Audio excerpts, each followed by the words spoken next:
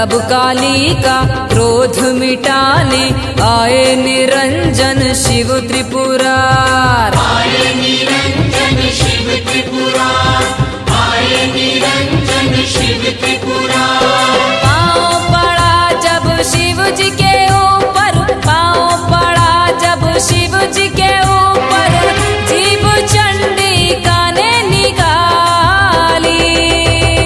ना माने ना माने ना माने रे, ये माता महाकाली, माता महाकाली, माता महाकाली, माता महाकाली, माता महाकाली, माता महाकाली।